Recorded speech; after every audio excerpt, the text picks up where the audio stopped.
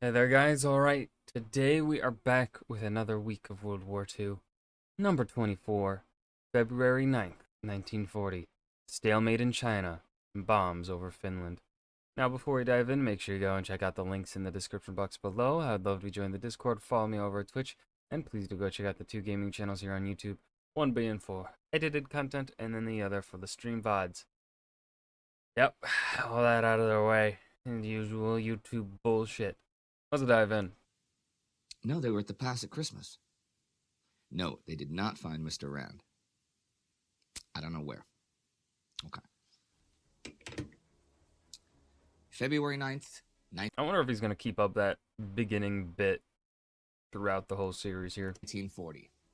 I think I've asked that already. What happens when you go to war and fill your people with tales of glorious victories against an inferior opponent, a weak opponent, but that opponent does not fall, not for years, and even strikes back, yet you continue the tales of glory and don't mention the setbacks? What happens?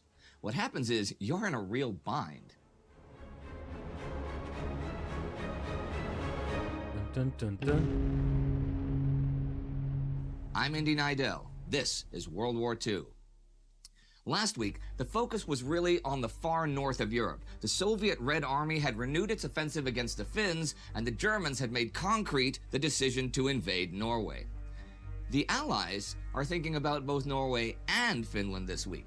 On February 5th, the Allied Supreme War Council officially decides to intervene in Norway and send the Finns help. They will land in Narvik on or near March the 20th.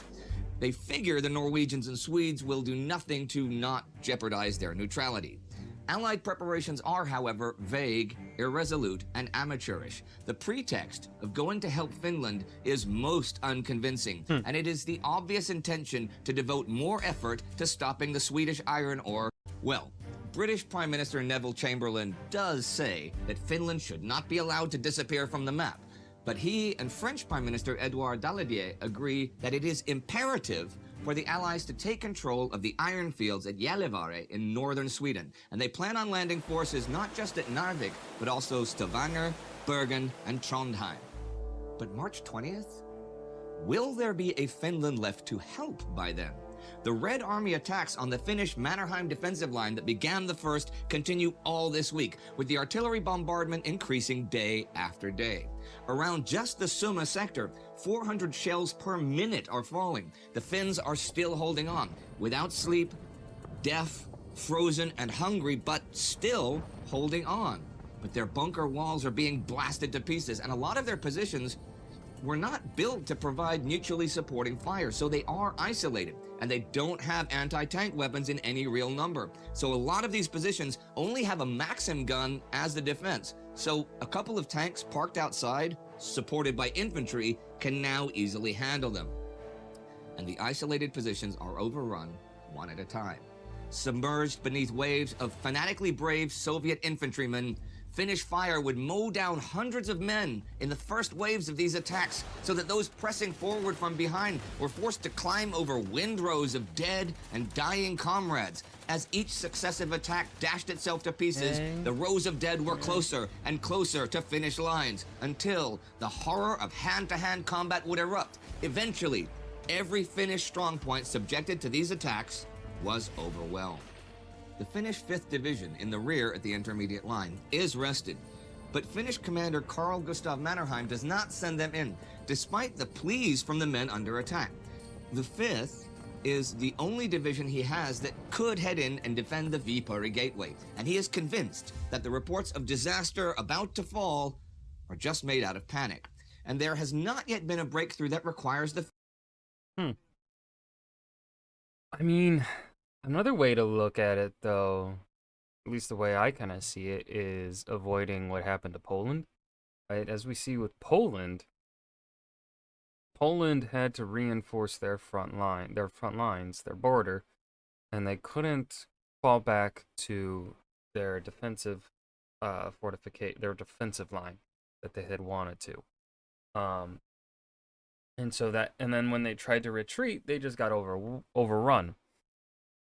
Keeping the Fifth Army there, or Fifth Division, whatever, the Fifth, there allows them to sort of, I feel like, avoid that problem of like if the Finns need to retreat from the Mannerheim line, they have their intermediate line, their back, and they have troops already there ready to reinforce it so that they don't get like, overrun.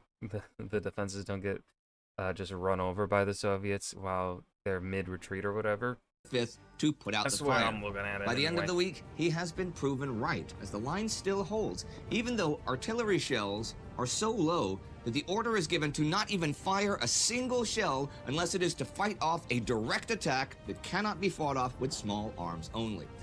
But remember, these Red Army attacks all week long are only intended as the prelude to the 11th, when Soviet General Semyon Timoshenko is going to let loose all hell on the Mannerheim line. Joseph Stalin is impatient, of course.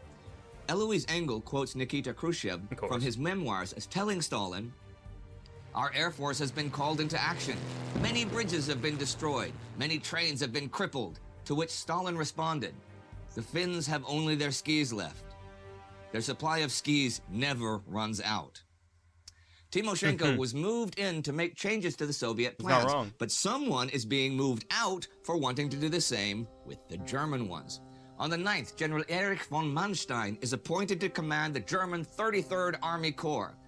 This seems like an attempt to shift him to a less influential post than his former one as Chief of Staff of Army Group A. He's had a lot of influence in policymaking and has been arguing for a radical change in the plans for an attack in the West. His memoranda have tried Army Chief of Staff Franz Halder's patience, and though this is theoretically a promotion, the Corps is in East Prussia and will really get Manstein out of the way and remove him from the Western invasion planning. Another German general is in our news this week as well. Last week, German General Wilhelm Ulex in occupied Poland wrote to General Johannes Blaskowitz, his senior officer, that the increase of violence by the SS police units against the locals shows a lack of humanity and morals, and This is something that also I feel like, this is something that is, I think, needed in discussions of World War II, because we often, these German generals are still a bit, cowards, in a sense, because they are speaking out, but then they're not going any further than that. They're just like, hey, the SS is fucked up. And that kind of seems to be where they leave it at. So I want to make it clear, I'm not sympathizing or whatever with these fucking German generals here. They're still bad people. But remember, they are still people. And that's the thing, right? It is so easy to call, especially the Germans of this time period, monsters. We do not dehumanize people that do terrible things, because people are capable of terrible things. And we gotta watch our language. And so, but also, it can show even terrible people having complexity here, where they're like, a part of me needs to speak out and say something, but I'm not going to do anything more than that. I'm going to speak out, tell my commanding officer, hey, the SS are kind of fucked up. Okay. I satisfied my internal morality by speaking out. I'm not going to do anything more, even though I am a general and do have some semblance of political sway and could maybe do something if I actually tried, but I'm not. I'm just going to say something and leave it at that. Now, of course, are they probably scared for their lives if they were to try and speak out more? Yeah, but also there are thousands and thousands of innocent people being massacred just for being born to the families and culture that they were born to. So, like, I'm not. The only solution I can see to this revolting situation, which sullies the honor of the entire German people, is that all police formations, together with all their senior commanders, should be Okay, maybe he's speaking out a little bit more than I thought he would. Maybe he dismissed in a body and their units disbanded. So Blaskowitz draws up a list of murders and rapes of Poles and Jews committed by German SS and police, as well as the looting of local property. He notes this week on the 6th that the attitude of the officers under his command towards the SS alternates between abhorrence and hatred. Every soldier feels disgusted and repelled by these crimes committed in Poland by nationals of the Reich and representatives of our state. So next week, Hans... Okay, so it seems he has a bit of a backbone. Okay. Frank, we'll see governor where it goes, of the region, goes to Berlin and asks Hitler to dismiss Blaskowitz. This does not happen. And the atrocities continue on a daily basis, though Blaskowitz, and this is not the first time he's complained, has earned the enmity of most of the Nazi leadership. Ulex will, however, be relieved of his command as general of the 10th Army Corps, which he's held since the invasion of Poland. Okay. Okay, he put his neck out there. Okay, you know what, Ulex? You have a modicum of my respect. You are still part of the apparatus of a conquering empire, which is kind of stinky poo-poo. And also, maybe you should have been smart enough to, like, you know, hear the rhetoric of Hitler and be like, maybe this guy doesn't actually represent what I want Germany to represent. I feel like that's being more, you know, nationalistic and proud of your country and standing up for your country than just, you know, staying along with it even though you disagree. You know? Like,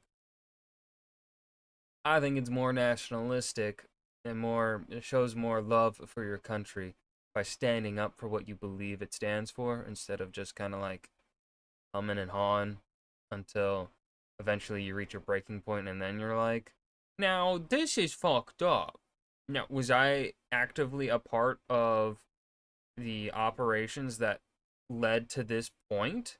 And was Hitler's and the other leadership's language very clear that they were going to do fucked up things to people that they view as lesser?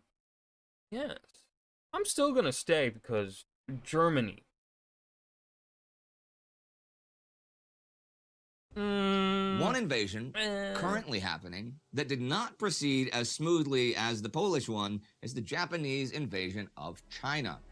This was a time for China of systematic evacuation, not only of weapons, but also of machinery and even cultural relics. Chiang Kai-shek even arranged for the ashes of Genghis Khan to be taken from their resting place behind the Great Wall near Yan'an to a wartime sanctuary in the far western interior where Japanese invaders could never reach. In the midst of being invaded by one enemy, China found time to secure the remains of another, older conqueror. By now, the Chinese winter offensive against the invaders, which had seen its heaviest fighting in December, has ground completely to a halt. As we saw, it had some good initial successes and really shocked the Japanese, being the first large-scale and determined Chinese counteroffensive. But it doesn't really have a lasting impact. Hans van de Ven writes in China at War that a big reason for this was Japan's preempting of the offensive by invading Guangxi province back in November and taking Nanning. This was to cut the Hanoi-Kunming Railway, which was how the Chinese Nationalist Army got its foreign military supplies.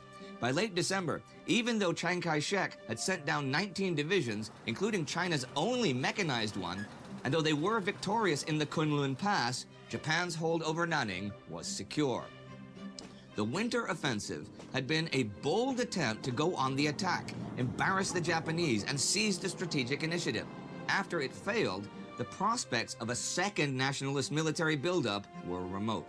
Shortages were beginning to be felt everywhere. Importing weapons and ammunition had also become impossible. However, there's also this. Nightmare visions of scarcity in land and resources had driven Japan to seek the occupation of first Manchuria and then North China. But rather than solving such perceived shortages, Japan's occupation of ever more territory intensified them. Yep, it's true. Japan basically became responsible for feeding 100 million people in China that relied on food imports. See, the land, the nationalists hold, is food surplus areas. But Japan, Manchuria, Wuhan, North China, these are food importing regions. Last year, there were already shortages in the north that required food imports from Japan. So Japan shipped in 6 million bags of Australian Oh, rice. damn. So what now? The nationalist army is not going to be beaten anytime soon as things now stand.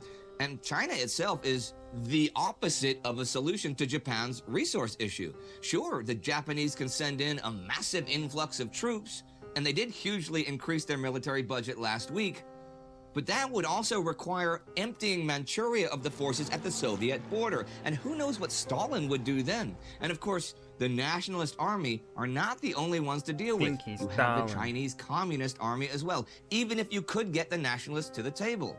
Japan could withdraw, but after feeding its public with tales of great victories and a golden future spreading across East Asia, that isn't much of an option.